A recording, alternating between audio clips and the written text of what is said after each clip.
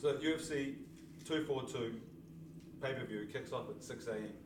Will you be awake? I might be up. I'm a morning person. 6 a.m. 6 a.m. is not bad for me. On a Sunday, it's a bit of a push. Yeah. But I'll be up for the main card. All right, kicking off the main card, the pay-per-view is Maribek Tasumov versus Diego Ferreira. So Ferreira's interesting. His only losses have been to Poirier and to Benio Darush, and that was back in 215, 214. But the odds makers have got him at 295 and Maribek at 136. How do you see it going? Yeah, Maribek's on a bit of a tear. He was kind of the don when we were back training in Thailand. Zub and Maribek, they're training partners. They were training partners back then, and they both got signed while I was there.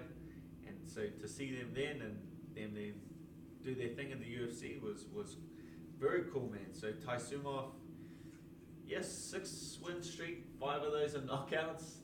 The guy just can't get a visa to the United States. That's like the only reason that's holding him back. He can't. He's got visa issues, which has stopped him traveling to the US, and but he's a super exciting guy, super exciting one to watch. Ferreira's on a 4-fight win streak, good grappling, and has shown great improvements in his striking. But that can kind of be your downfall. That can be your detriment when you have a grappling base and a jiu-jitsu base. And then you get a bit handy with your hands, you find some success with your hands, and you start getting a little confident. Fall in love with your striking. Fall in love with your hands, fall in love with your power. Taisumov, very strong wrestler, and very heavy-handed. I don't see Diego getting this to the mat, and I feel like Taisumov's power advantage is just going to be too much, and I've got him picking up another KO. There we go. So Taisumov is 136 and Ferreira is 295. The KO odds will be up closer to the fight this weekend. Next up is the big boys. Heavyweight bout. Curtis Razor Blaydes versus Shahim Abdurakhimov. I'm not saying, I would say Shamil. So Curtis is a massive favourite, 118, and Shamil is at 440. Shamil's coming off a 3-fight winning streak. Taburian, Olofsky, and Sherman. That's been over a 2-year period. That's not a bad streak. I can see why he got the shot at Curtis Blaydes. But yeah, Blaydes is showing massive improvements. He's training at Team Elevation. I've been there. That's one of the best. I trained there for a while with those boys, and that's one of the very best teams in the world. What they got going on there is very impressive.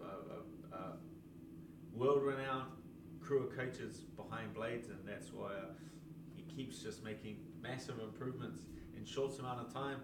Shamil, he's a long-range striker, likes to fight. It's a bit of a Sander Wushu background, I believe he's from, but he likes it on the feet. Blaydes loves it on the mat, and he's not shy about it. He's not shy about dragging you there. Shamil does not have the wrestling to stop Blaydes dragging him to the mat. I think Blaydes drags him to the mat, gets on top of him, wears him out, and I got him stopping him. So the odd makers have got a 118, 440 straight win in favour of Blaydes. Dan's pick, and those stats will be up closer to the fight this week. Moving through to the lightweights, number ranked 15, Islam Makhachev versus Davy Ramos. So Davy Ramos is a very, very well-established BJJ, ACC, ADCC world champion. 4-fight winning streak coming into this year. This last fight being in May. Massive underdog, 355 for Davy, and Islam is $1.27 for the win. Oh yeah, like Davey, he's heavy-handed on the feet. Like he does like to strike, and he's got very heavy hands. Yeah, very good on the ground. Under 77 ADCC world champion, which is quite an achievement. And I believe he was just like doing that because he couldn't get fights. Like he was kind of just killing time. It was a side gig. Yeah, which is pretty impressive. Makhachev though, very strong wrestler, very tidy hands, good submission defense. I don't feel like he'll just use his wrestling in this fight to defend the takedowns. I feel like he's pretty confident in his submission submission defense. And yeah, he's like Khabib. I feel like he has a little cleaner striking than Khabib. But he has that same game. They follow the same drag him to the mat, push him against the cage, body locks, wear the guys out, wrist ride, wrist control. Yeah, I have Islam decision in this one. Moving through to the co-headliner, lightweights, your division. Number 7, Edson Barboza versus number 10, the Irish Dragon, Paul Felder. Yeah, so there's a rematch, 2015. They had their first fight. Very exciting fight. Both guys for a lot of spinning attacks, and so it was very entertaining for the crowd. Barboza got the decision in that one, and I don't think it's changed. I haven't seen huge improvements in their games, so in this match, it's only going to be like small adjustments that the guys are coming into. But they know each other very well. They've followed each other's career. They've been in there for 3 rounds. They're going to know what to expect. But I have Barboza edging it against Felder. By decision? Decision. Yeah. So Barboza is at 162 and Paul Felder is at 220. Moving on to the headline. 27-0. Champion. The Eagle. Khabib Nurmagomedov versus the interim champion. Still the interim champion, isn't he? Yeah. Diamond Dustin Poirier. His last fight was against Max Holloway, the same card that Izzy fought on in Atlanta at 236. Can the Diamond do it? How does he get it done? He can do it. He can do it. He has got good wrestling base, strong wrestling. He's always in incredible shape, and he kind of just builds steam as the fight goes on, which suits him against Khabib, because Khabib in his last 2 fights, like, he has had that dip where he kind of just does take a round off. You know, whether that's an actual dip in his energy system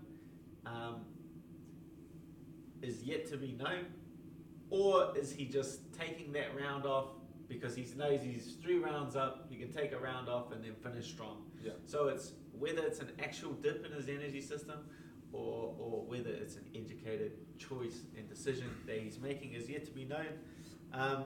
Dustin, though, he just gets stronger and stronger and stronger as the fights goes on. The way he gets the job done here is if he can keep scrambling back to his feet, and he never loses his power. No matter how tired you make him, he still has the ability to throw nice hard punches. He has very good boxing. That'll be where he can get the job done. Just keep getting up, keep getting up, keep getting up, and keep putting hands. Keep putting hands on Khabib, keep touching him, keep touching him. But I've got Khabib in this one. I feel like he's just too much. I feel like the wrestling is too strong, and I feel like he's going to get hit a lot more than we have seen him get hit. It's going to be a much tighter fight against Dustin. Dustin's a very strong opponent with some very good boxing, but I believe Khabib will edge this one. Very competitive fight. Yeah.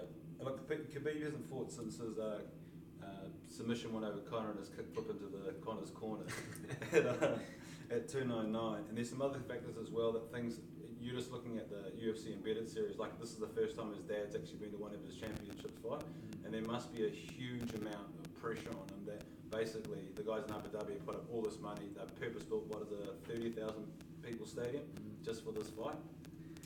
He would have come in with a good training camp. He's got training partners on the same card in Islam and Zub, so they would have been grinding together. This is their show. The scene is set. This is their party. They're making their break into, Abu Dhabi, coming to this big show. There's a lot of hype behind them. But I feel like just the momentum's with Khabib. And he's got it. And the bookies have got that as well. So Khabib at 122 straight. Dustin Poirier at 395. Khabib via sub, 275. Khabib via TKO, KO, 550. So there's some money there. There we go. What's old Dustin paying? Huge. For a KO? For a KO, I think it was 750. Oh. Yeah. But he's got to catch him coming in, doesn't he? Nah, I think if he can wear him out, like if he can weather the storm, keep getting up, and once he gets up, put a bit of heat on Khabib, I feel like he can get the job done. I don't feel like that's too big of a stretch for Allison to win, and it's a far closer fight than a lot of the other fights on there. Cool. That's a wrap.